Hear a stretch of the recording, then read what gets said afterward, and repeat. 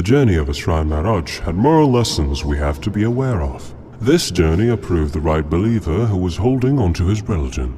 The day after Isra and Mi'raj night, Gabriel came to the Prophet and he had taught him how to pray. He said, Gabriel led me in prayer at the house twice. He prayed the noon prayer with me when the sun had passed the meridian to the extent of the thong of a sandal. He prayed the afternoon prayer with me when the shadow of everything was long as itself. Then he prayed the sunset prayer with me when one who is fasting breaks the fast. And he prayed the night prayer with me when the twilight had ended. He prayed the dawn prayer when food and drink become forbidden to one who is keeping the fast.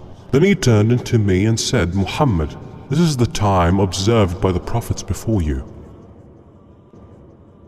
Abu Bakr said, O Prophet of Allah, did you tell those people about your journey to Masjid al-Aqsa? The Messenger of Allah said, Yes. He said, O Prophet of Allah, describe it to me. I have gone there before. The Messenger of Allah said, He lifted me up until I looked at him. The Prophet, peace be upon him, described it to Abu Bakr. He said, You are right. I testify that you are the Messenger of Allah. The Prophet said to him, And you, Abu Bakr Siddiq. Hence he called him As-Siddiq. Abu Bakr's faith is as firm mountains, unwavering certainty. May Allah be pleased with him. During the Hajj season in the 12th year of prophethood and at Aqaba in Mina, a group of people met with the Prophet and vowed him not to worship anyone but Allah, not to steal, not to commit adultery, not to kill their children, not to utter slander, intentionally forging falsehood, and not to disobey the Prophet in any matter and to perform good deeds. He who fulfills this, Allah will reward him by paradise. يا أيها النبي إذا جاءك المؤمنات يبايعنك على ألا يشركن بالله شيئا ولا يسرقن ولا يزنين ولا يقتلن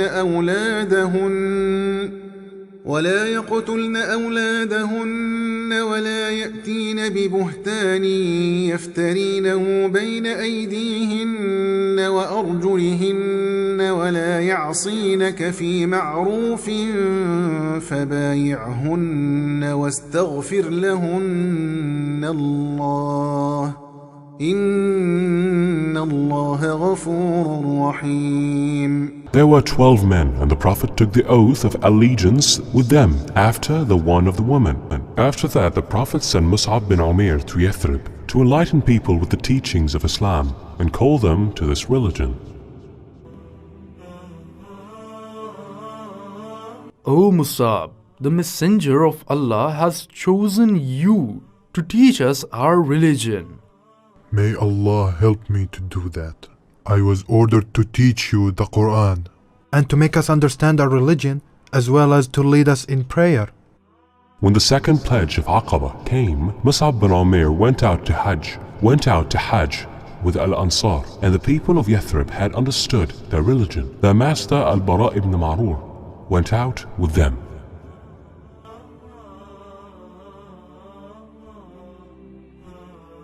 I yearn for seeing the Messenger of Allah.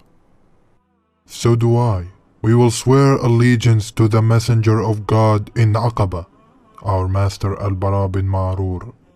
We have to sneak secretly until we meet the Messenger of Allah. Peace be upon him. Al-Ansar sneaked secretly to the Aqaba. They met waiting for the arrival of the Messenger of Allah, peace be upon him. They are 73 men and 2 women, namely Nusayba bint Ka'b and Asma bint Amr.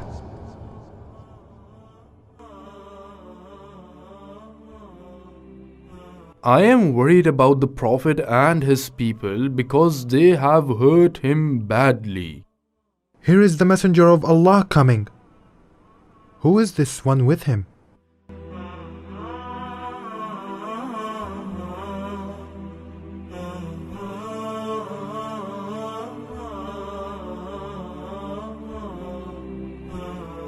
The Prophet came accompanied by his uncle, Abbas bin Abdul Muttalib, who, though not Muslim at that time, but he wanted to support his nephew. Al-Abbas said, O Al-Ansar, Muhammad is one of us, and we have protected him from his people as much as we could, so he has both security and honor in Mecca. and Abbas made sure that they would keep him safe and pledged him. The Prophet recited the Quran and encouraged people to enter Islam. Then he said, I pledge you to deter me from what you are deterring yourselves, your spouses and your children.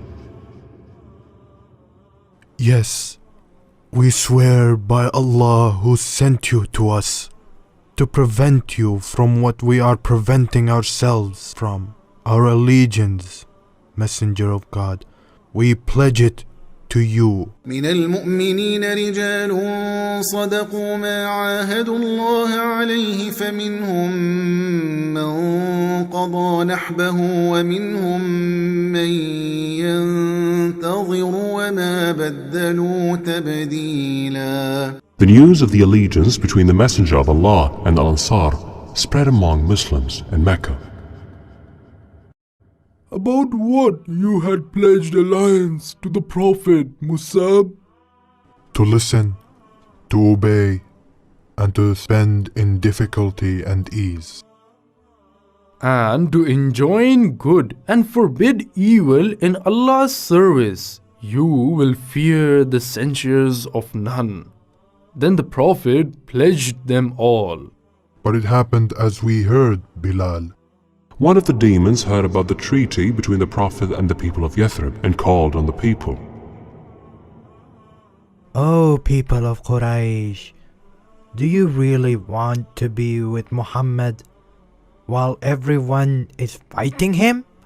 The Prophet said, This is the devil of Aqaba, but I will be free from you, O enemy of Allah. Then he ordered them to go, and when the news reached Quraysh, وكذلك جعلنا لكل نبي عدوا شياطين الإنس والجن يوحي بعضهم إلى بعض زخرف القول غرورا ولو شاء ربك ما فعلوه فذرهم وما يفترون. Muhammad became more daring. He vows an alliance with the masters of Yathrib against us. They were close to fighting us by swords and spears for Muhammad. Let's go to them. O Master of Al-Khazraj, we have been informed that you have allied with Muhammad against us. What are you saying, Abu al-Hakam? That didn't happen. There was a treaty between you and Muhammad, and you pledged allegiance to him. We don't want a war between us, Ibn Salul. That's not correct. My people would never do anything unless I order them. We apologize for you, Abdullah ibn Salul. Come on, let's have a drink. Utayb ibn Abi Lahab went to the Prophet and said, O Muhammad, I disbelieve by the star which descended and the one which approached and descended. He came close to the Prophet and slit his shirt and spat on his face. However, the slug did not reach. The Prophet cursed and said, O God, put a dog from your dogs on his way.